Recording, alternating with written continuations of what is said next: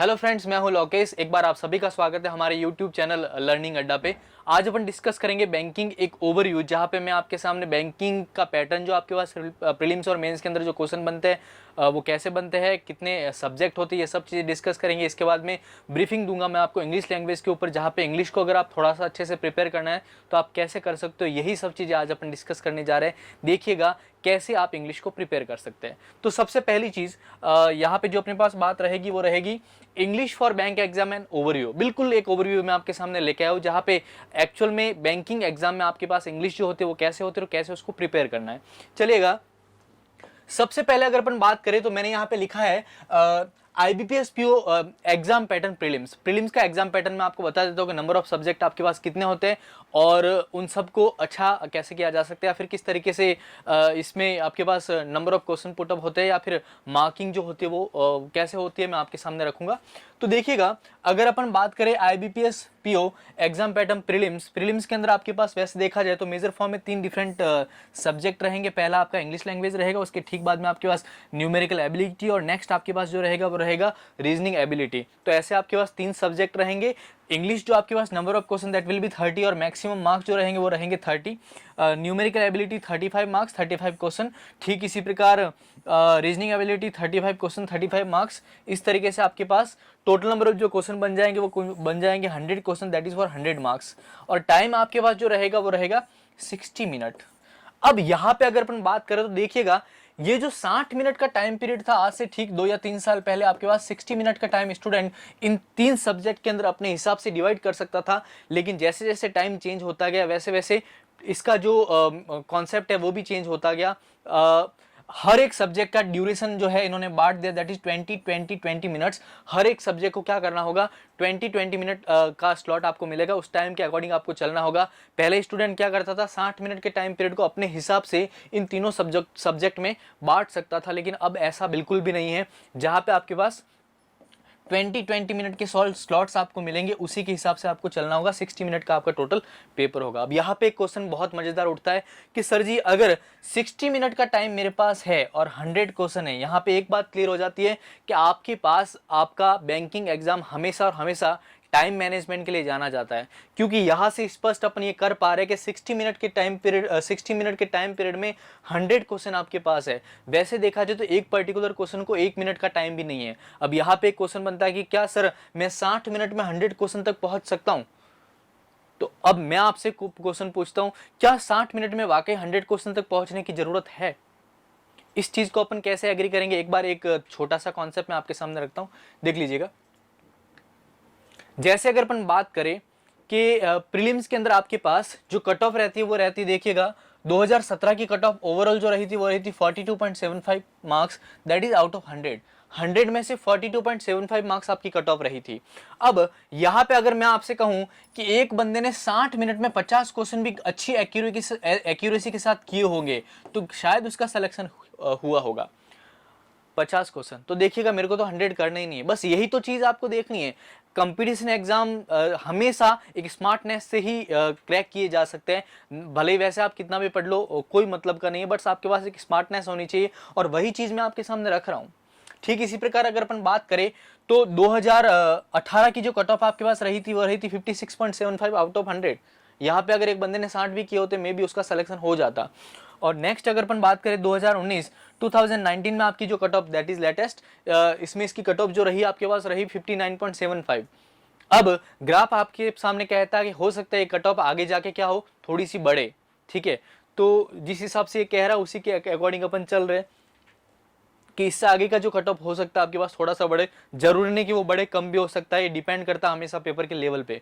ठीक है ना। तो यहाँ पे मैंने आपके सामने बताया कि प्रीलिम्स के अंदर आपके पास कट ऑफ जो रुकती है वो ऑन एन एवरेज कितनी रुकती है। तो मेरा ये मानना है कि अगर ऑन एन एवरेज स्टूडेंट इतना भी करके आ जाता है तब भी उसका सिलेक्शन हो सकता है। 100 में से 65 अगर कर ले तब भी उसका गारंटेड सिलेक्शन हो सकता है। बस अब यहाँ पे एक चीज और आती है कि आप ये जो 60 और 65 क्वेश्चन करने हैं, ये तो मैंने पहला एक एस्पेक्ट रखा। इसका दूसरा एस्पेक्ट मैं आपसे ये कह रहा हूं कि आपको कुछ नहीं करना है, 40 से 45 क्वेश्चन छोड़ने हैं। ये इसका एक दो एस्पेक्ट है। पहला पहलू मैंने आपके सामने रखा 60 to 65 क्वेश्चन आपको करने हैं, और दूसरा पहलू जो मैंने आपके सामने रखा वह मैं आपको बताना चाह रहा हूं कि 40 से 45 क्वेश्चन छोड़ने हैं। बस आपको ये पता होना चाहिए कि मुझे कौन सा क्वेश्चन करना है। That is you have to be very choosy. आपको चूजी बनना पड़ेगा, आपको चूज करना आना चाहिए कि कौन सा क्वेश्चन आपको करना है, कौन सा नहीं करना है। ये है आपके पास प्रीलिम्स की बात। ठीक इसी प्रकार अगर अपन थोड़ा सा और आगे चले तो यहां पे अपन बात करेंगे मेंस की। होता कुछ नहीं, मेंस के अंदर अगर अपन बात करें तो यहाँ पे जैसा कि आपने देखा होगा पिछले प्रीलिम्स के अंदर सिर्फ तीन सब्जेक्ट आपके पास रहेंगे। मेंस के अंदर होता कुछ नहीं, एक तो कंप्यूटर एप्टीट्यूड कहने के लिए जुड़ जाता है, और दूसरा जो आपके पास जुड़ जाता है दैट इज जनरल अवेयरनेस या फिर बैंकिंग, इसके अंदर ऐड हो जाता है। अब देखिएगा जैसे आपके पास ये पूरा खत्म हो जाता है उसके ठीक बाद में इंग्लिश का डिस्क्रिप्टिव भी शुरू हो जाता है। ठीक है, एक बार इसके बारे में थोड़ा सा अपन देखेंगे। रीजनिंग और कंप्यूटर की अगर बात करें तो ये 45 क्वेश्चन जो आते हैं वो 60 मार्क्स के लिए आते हैं। मीडियम आप इंग्लिश और हिंदी दोनों में से कोई भी चूज कर सकते हो, जो पहले आप चूज करते हो उसी के बेस पे रहता है। ठीक है, और टाइम जो आपके पास रहता है वो रहता है 60 मिनट का, 60 मिनट का टाइम आपके पास रहेगा। ठीक इसी प्रकार अगर इंग्लिश लैंग्वेज की बात करें तो नंबर ऑफ क्वेश्चन आपके पास 35 रहेंगे, और मार्क्स जो आपके पास रहेंगे दैट विल बी 40। इसमें तो क्योंकि इंग्लिश लैंग्वेज ही रहेगी आपके पास, मीडियम जो है 40 मिनट का टाइम आपके पास रहेगा। ठीक इसी प्रकार आपके पास मैथ्स में डीआई रहेगा, डेटा इंटरप्रेटेशन, ठीक है, या डेटा एनालिसिस। 35 क्वेश्चन रहेंगे दैट इज फॉर 60 मार्क्स, और मीडियम जो भी हो नंबर ऑफ क्वेश्चन टाइम जो अलॉटेड आपके पास रहेगा वो रहेगा 45 मिनट। ठीक इसी प्रकार अगर हम बात करें जीए के लिए, number of question 40 maximum marks, medium जो भी रहे 35 मार्क्स आपके पास, 35 मिनट का टाइम आपके पास रहेगा। तो देखिएगा यहाँ पे अगर अपन बात करें टोटल नंबर ऑफ क्वेश्चन जो रहेंगे वो रह जाएंगे आपके पास 155 दैट इज फॉर 200 मार्क्स, और टाइम आपके पास जो रहेगा वो रहेगा 180 मिनट। अब देखिएगा 3 घंटे ऑलमोस्ट आपके पास है, और 155 क्वेश्चन को आपको अप्रोच करना है। मार्क्स आपके पास वही है। तो यहां से एक बात और समझ में आती है कि जहां पे प्रीलिम्स के अंदर आपके पास 60 मिनट में 100 क्वेश्चन थे, वहीं पे मेंस के अंदर आपके पास 3 घंटे के अंदर ऑलमोस्ट 155 क्वेश्चन है।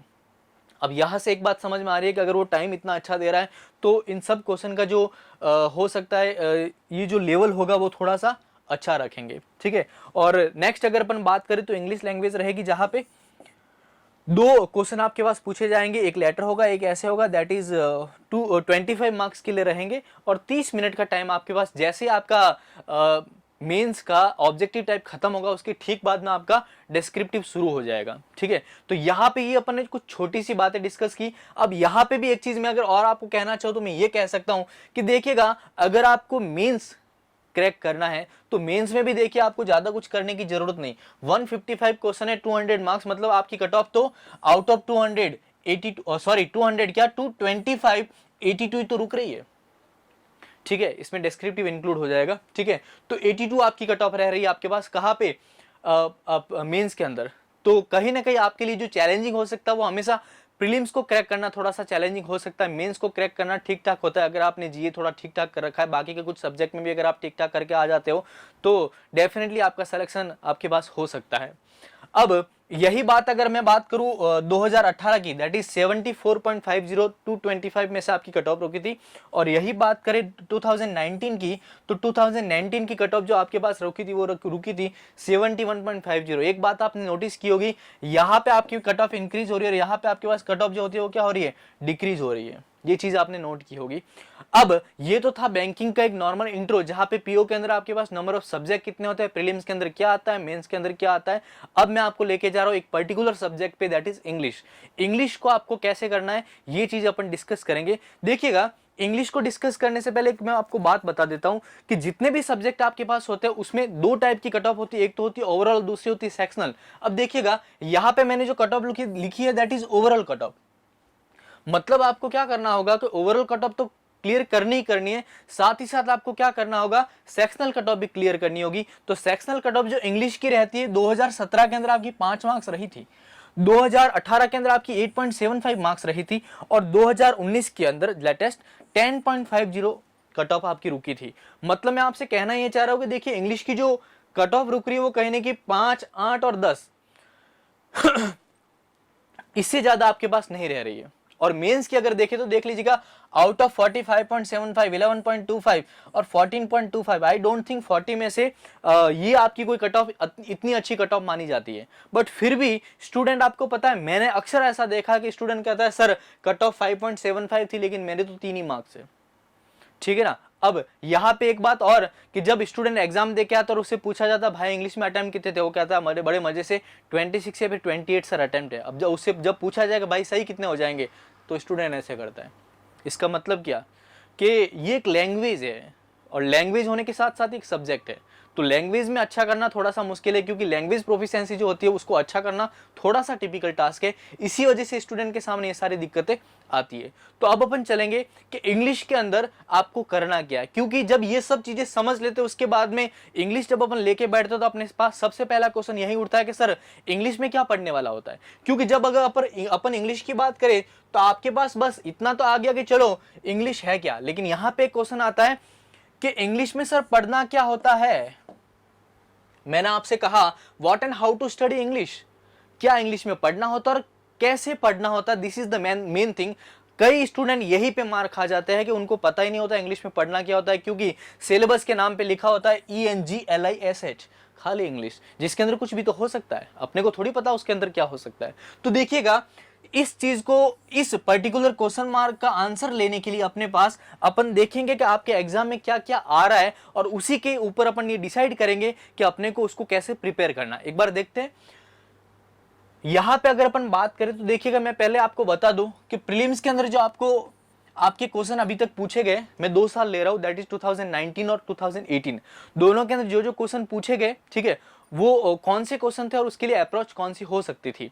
सबसे पहले अगर अपन बात करें रीडिंग कॉम्प्रहेंशन, रीडिंग कॉम्प्रहेंशन आप सभी को पता होगा, आपने छोटी क्लासों में भी अक्सर पढ़ा होगा। पैसेज आता है, सीन अनसीन दोनों आते थे, यहाँ पे अनसीन ही होगा आपके पास, ठीक है। तो पैसेज आपके पास होता है 2019 के अंदर ये आपके पास 10 मार्क्स लेके आया था, 2018 के अंदर ये आपके पास 7 मार्क्स लेके आया था, दैट इज रीडिंग कॉम्प्रहेंशन। एक पैसेज होता है जिसको पूरा पढ़ना होता है और पढ़ने के बाद इसके नीचे कुछ क्वेश्चन दे रखे होते हैं, ठीक है, उनका आंसर आपको देना होता है। जहां तक मुझे लगता है, जहां तक मुझे पता है, स्टूडेंट पैसेज पढ़ता था बस अपने दिल की तसल्ली के लिए, उसको समझ में कुछ नहीं आ रहा होता, ठीक है। अब इसको कैसे सॉल्व करना है, इसके लिए भी बहुत सारी अप्रोच हो सकती है, अपन बाद में डिस्कस करेंगे। दूसरा क्वेश्चन जो आपके पास रहेगा that is close test.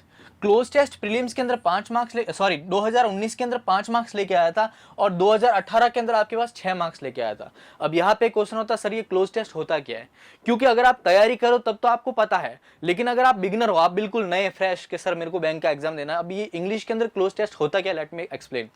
Close test आपके पास होता कुछ नहीं, एक पैराग्राफ दे रखा होता है, उस पैराग्राफ के अंदर कुछ ब्लैंक्स गिवन होते हैं और एक ब्लैंक के लिए 5 ऑप्शन दे रखे होते हैं। आपको करना कुछ नहीं होता, इस पर्टिकुलर ब्लैंक में कौन सा एक सही ऑप्शन हो सकता है वो आपको फिल करना होता है, ठीक है। यहाँ पे क्लोज कंफ्यूजन जो जनरली रहता है वो हमेशा 2 या 3 वर्ड के बीच में रहता है। अब मैं आपके सामने एक एग्जांपल क्लोज कंफ्यूजन का रखता हूँ कि क्लोज टेस्ट में क्लोज कंफ्यूजन कहाँ तक हो सकता है। मैं अपने लेवल का बेस्ट ट्राई कर रहा हूँ कि बहुत अच्छे वर्ड्स आपके सामने रखो और क्लोज कंफ्यूजन काफी भरपूर डाल दो। देखना कैसे, सपोज यहाँ पे एक ब्लैंक है, उस ब्लैंक के अंदर आपको 3 वर्ड पूछे, 5 वर्ड पूछे। पहला वर्ड ऑप्शन दिया है दैट इज सी, दूसरा ऑप्शन दिया आपके पास वॉच, तीसरा ऑप्शन आपके पास दिया है लुक, फोर्थ ऑप्शन आपके पास दिया है स्टेयर और फिफ्थ ऑप्शन आपके पास दिया बीहोल्ड।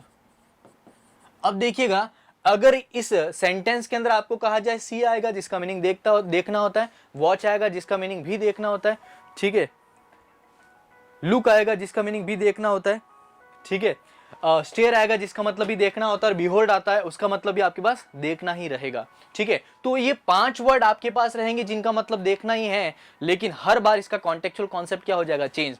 मतलब खाली वॉकैब का आना ही आपके लिए सब कुछ नहीं है, वॉकैब के साथ साथ आपका कॉन्टेक्चुअल कॉन्सेप्ट भी बहुत बढ़िया होना चाहिए, तभी आप अपने आंसर तक पहुंच सकते हो बहुत अच्छे से। क्योंकि यहाँ पे वर्ड का मीनिंग मुझे आ रहा है बट कॉन्टेक्चुअल कॉन्सेप्ट मेरे पास नहीं है, तो आई डोंट थिंक आप वहां अपने आंसर तक पहुंच सकते हो। चलिएगा नेक्स्ट आपके पास जो क्वेश्चन आता है दैट इज एरर डिटेक्शन। बहुत मजेदार क्वेश्चन होता है, 5 मार्क्स लेके आया था 2019 के अंदर और 2018 के अंदर आपके पास लेके आया था 7 मार्क्स, 7 मार्क्स लेके आया था। एरर डिटेक्शन होती क्या है, आपके पास एक सेंटेंस दे रखा होता है, उस सेंटेंस के अंदर ऐसे स्लैश दे रखे होते हैं, ठीक है ना, 4 पार्ट या 5 पार्ट कितने भी दे सकता है, ठीक है। किसी एक पार्ट में ग्रामेटिकल मिस्टेक होती है और लास्ट में एक बड़ा मजेदार ऑप्शन होता है दैट इज नो एरर। बहुत बढ़िया बात कि सेंटेंस के अंदर कई बार नो एरर होती है, तब भी बंदा एरर ढूंढ लेता है। मानो उसका जन्म सिद्ध अधिकार होगा, सर मैं तो एरर ढूंढ ही लूंगा, ठीक है ना। तो ऐसी बहुत सारी चीजें होती है, इसको अपन आगे डिस्कस करेंगे, बहुत मजेदार कॉन्सेप्ट है। फ्रेज रिप्लेसमेंट, फ्रेज रिप्लेसमेंट होता है कि आपके पास एक पैराग्राफ, एक सेंटेंस दे रखा हो, उसके अंदर एक फ्रेज, फ्रेज होता है सेंटेंस का एक हिस्सा, एक पार्ट, उसके नीचे 5 ऑप्शन, 5 फ्रेजेस दे रखी होती है। पहला सबसे लास्ट वाला ऑप्शन होता है नो करेक्शन रिक्वायर्ड, और बाकी के जो 4 होते हैं हो सकता है कि इनमें से कोई एक सही इसको रिप्लेस करे, that is called phrase replacement. आपके पास 2019 के अंदर ये 5 मार्क्स लेके आया था, लेकिन 2018 के अंदर ये पूछा ही नहीं गया, बिल्कुल नहीं आया। Word replacement, word replacement 2 type का होता है, सिंगल सेंटेंस, डबल सेंटेंस, दोनों तरीके से पूछा जा सकता है। होता कुछ नहीं, एक सेंटेंस के अंदर 4 वर्ड, और चारों में से कोई आपस में रिप्लेस हो सकते हैं क्या, नीचे ऑप्शन हो सकते हैं क्या ए सी से होगा, क्या ए बी ई से होगा, ऐसे कुछ ऑप्शन होता है, आपको इनको रिप्लेस करना होता है। 2019 5 मार्क्स लेके आया था प्रीलिम्स के अंदर, और 2018 में क्वेश्चन आपके पास पूछा ही नहीं गया, ठीक है। ठीक इसी प्रकार fillers, fillers single, double, triple, कितने भी हो सकते हैं फिलर्स, ठीक है।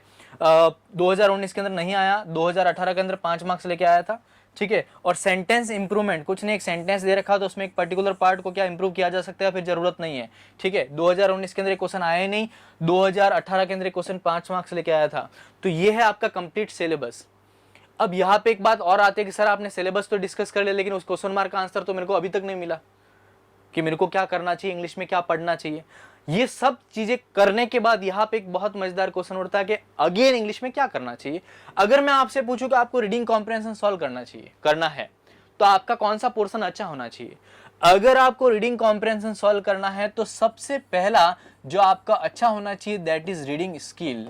रीडिंग स्किल, इंग्लिश में कोई भी पैराग्राफ अगर दे रखा है, तो क्या उस पैराग्राफ को पढ़ के आप समझ पाते हो। This is the first thing that is required for competition exam. ये आपकी सबसे पहली चीज होगी जो चाहिए होती है एग्जाम के अंदर। दूसरी जो चीज आपके पास रहेगी दैट विल भी, देखते हैं कौन सा। रीडिंग कॉम्प्रिहेंशन को सॉल्व करने के लिए रीडिंग स्किल मैंने ले लिया, अच्छा क्लोज टेस्ट को सॉल्व करना है, काम क्या लगेगा। रीडिंग स्किल के साथ आपकी क्या अच्छी होनी चाहिए, वोकैबुलरी भी तो अच्छी होनी चाहिए, तभी तो आप क्लोज टेस्ट में दिए गए वर्ड्स का मीनिंग आप पता कर पाओगे। जब आपकी वोकैब भी अच्छी नहीं तो आप उसके मीनिंग तक पहुंचोगे कैसे, ठीक है। ठीक इसी प्रकार एरर डिटेक्शन, जरूरत किसकी पड़ती है। अगर आपको एरर डिटेक्शन के क्वेश्चन सॉल्व करने हैं, तो मैक्सिमम जो आपको जरूरत पड़ेगी वो किसकी पड़ेगी, ग्रामर की जरूरत पड़ेगी, जहां पे ग्रामर आपकी बहुत अच्छी होनी चाहिए। ग्रामर आपका बेस है, इंग्लिश का ग्रामर आपका बेस होता है, जो आपको एक अच्छे लेवल तक ले जा सकता है, बट है बेस बस, ठीक है, चलेगा, हाँ है बेस, चलेगा। आगे चलते हैं। फ्रेज रिप्लेसमेंट, जरूरत किसकी पड़ेगी, ग्रामर। वर्ड रिप्लेसमेंट, जरूरत किसकी पड़ेगी, वोकैब। फीलर्स, जरूरत किसकी पड़ेगी, वोकैब। सेंटेंस इंप्रूवमेंट, जरूरत किसकी पड़ेगी, ग्रामर। मतलब मैं आपसे कहना चाह रहा हूं कि आपके पास मेजर फॉर्म में 3 चीजें होती है, जहां पे इंग्लिश लैंग्वेज को अगर सॉल्व करना है, इंग्लिश सब्जेक्ट को अगर सॉल्व करना है, तो मेजर फॉर्म में आपके पास इन 3 चीजों की जरूरत होती है, that is reading skill, vocab और ग्रामर। आपको ये तीनों चीजें पढ़नी होती है, प्रीलिम्स आपसे कहता है, ठीक है। ठीक इसी प्रकार अगर मैं आपसे बात करूं मेंस में, अब मेंस में आपसे कह रहा हूं कि 2018 के अंदर क्या आया था, क्योंकि ये जो बात है मैं कह रहा हूं कि वाकई अगेन एग्री करती है क्या, ये प्रीलिम्स और मेंस दोनों के साथ एग्री कर रही है, इस चीज का आंसर अपन देखेंगे। तो देखिएगा, reading comprehension number of question 21 थे, हुई ना बात मजेदार।